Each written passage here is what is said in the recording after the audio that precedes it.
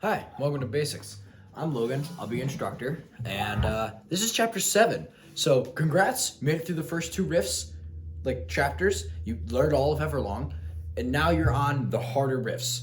And there's no better way to start off than with FCP, SITS, GEP, GEP, GEP by fall of Troy. I'm just gonna call it FCP for short because I don't feel like saying that giant name every single time. And this is a great riff to start with, especially if it's one of your first harder riffs to know, because the riff itself, super easy, like beginner level stuff, like way back, like chapter 5 level stuff. But the speed of it calls for it to be kind of difficult. So the riff is up here, again, back up here, but it kind of moves down to the middle.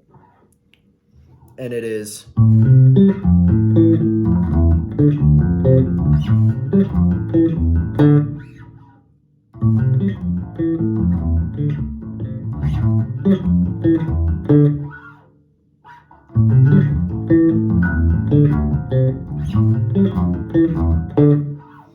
And that isn't even up to speed of the song. The song is so much faster than that, I can't play it because this is a relatively new riff for me to learn. So I thought there's nothing better than to teach this to people who are just learning so they can nail this great riff down super early.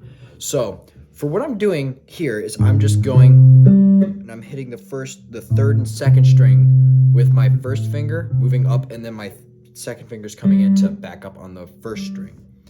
And the fingering is pretty easy. I'm just bouncing between my third and first, even up here, or no, except for right here where it goes 8, 7, 9. That one you should use your second finger for, not your first. So slow FCP is.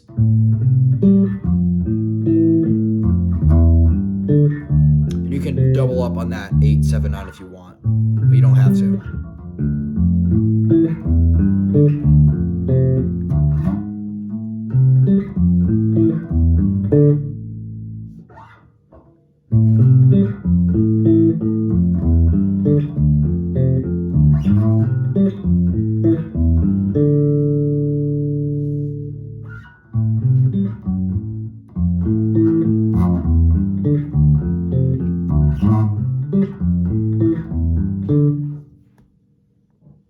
It's a fun riff to learn too.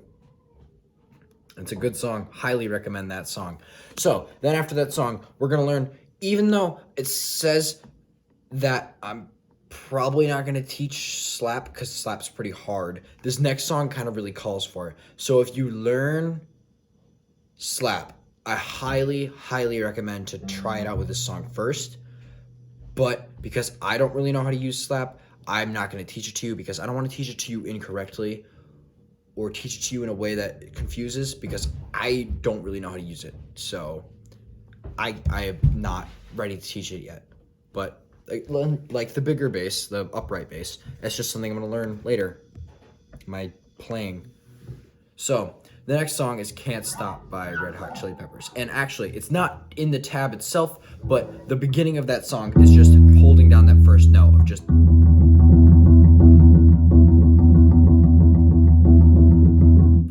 And then after that, you play the riff itself, which is...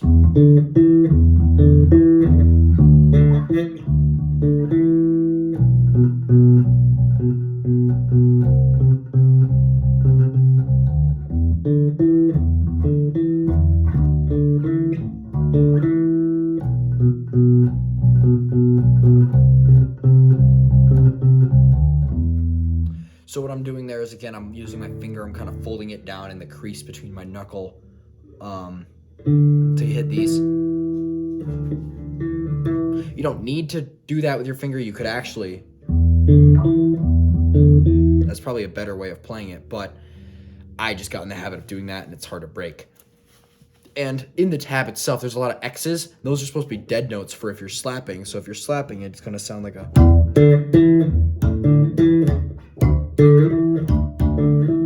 But like I said, I'm not going to teach you slap. This is literally the only song I know how to slap on. But yeah, so that slowly is...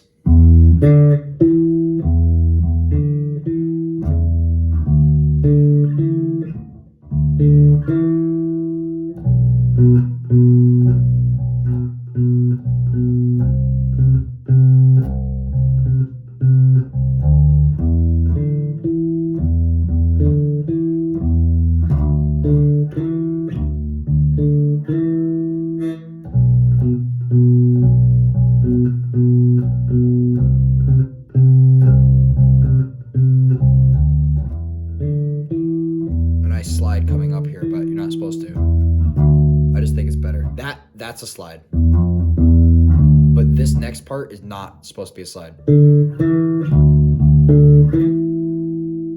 But it sounds better.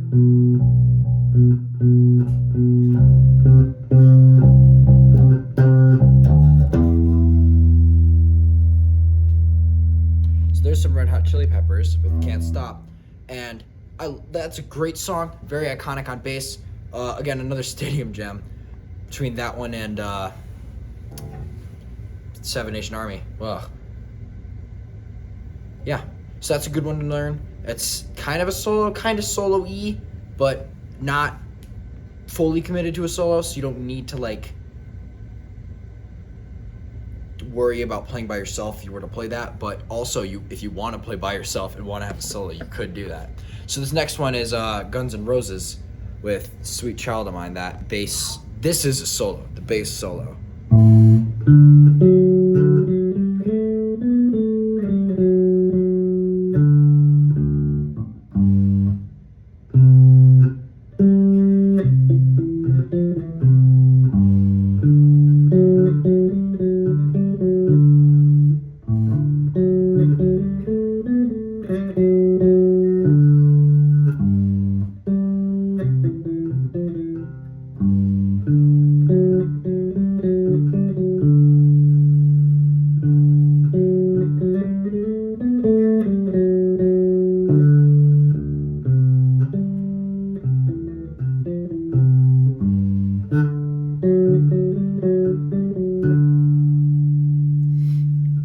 So that sounds a lot more complicated than it is, but it's still not super easy. Again, with all of these, with like, it sounds worse than it is, but with all of these things, it's kind of like that. And if you can't get it down, it's fine. These are complex, these are hard. I would not expect someone to be able to just quickly get these down at all. So if it takes you a longer time to do this than it did the last chapter, where we had to learn a whole song, that's completely fine. These are pretty difficult. So, Sweet Child of Mine slowly is...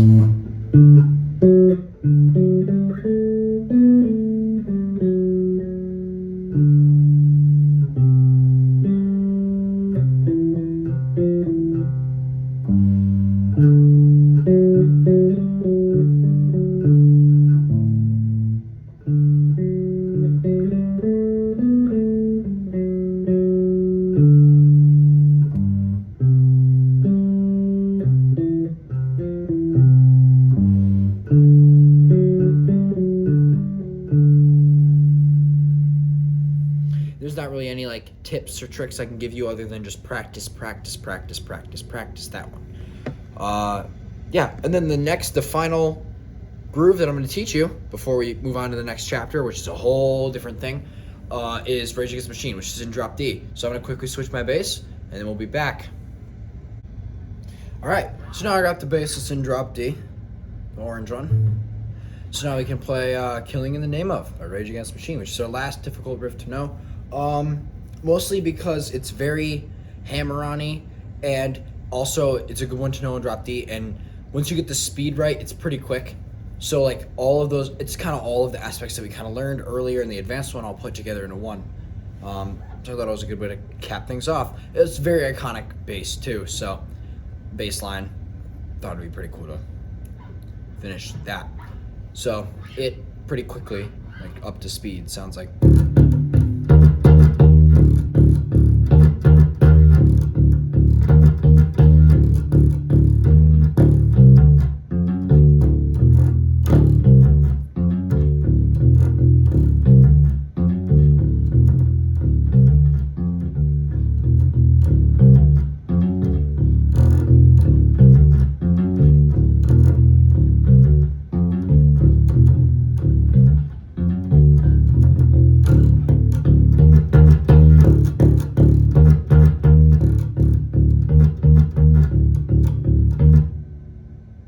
So that first part, like the open and then the six, that is just like a quick kind of transition part in the song that I put in there because it's part of the very iconic bass line, but it's not actually the part that you'd repeat over and over again. the part you repeat over and over again is just that last line that says with distortion, and it's 4/4 time, and it's that part you just go over and over and over with. But that first part again with the open and the 6, that you just keep that one time, and then that's it. So what I'm doing for that is I'm muting the string after I play, so it's very staccato, it's short and aggressive. So it's like, so for the 6, I'm just letting go a little bit of the string. And then for the open, I'm kind of lightly tapping it. Not enough to hammer on, but just light enough that I'm muting it without like doing that.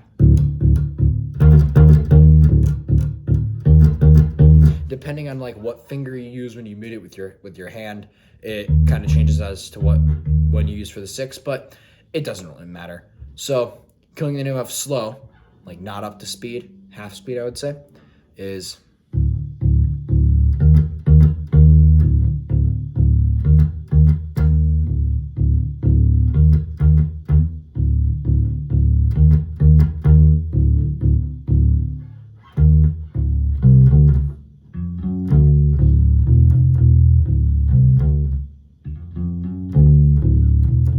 all those are hammered on, so it's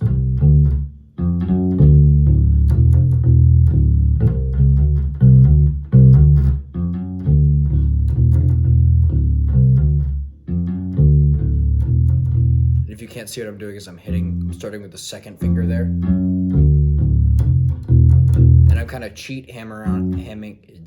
hammering on this fret. So I'm going, and I'm hammering on, but right as I'm hammering on, I'm also plucking. So it sounds more like tumbling down to that note. It's not just hammering on, it's not going directly punching it, it's tumbling down, and it's just a way of putting it. So it just adds more accents to that part of the song. So yeah, that's all of chapter 7. That's all of the riffs that you're ever going to learn from this course. Awesome. I highly recommend that you go on to songster.com, which is where I got most of these riffs, except for it's in the bottom of the website. If you scroll down to any page, it's the footer. But yeah, go to Songster, find songs that are there's hundreds of songs there. Anything that you like is probably going to be on there. There's some video game songs there. It's great. Yeah, go there if you want to learn more, and go to the next chapter if you want to learn how to improvise and change up things and come up with your own riffs and your own grooves and songs and melodies to chords that are being put down by a guitar.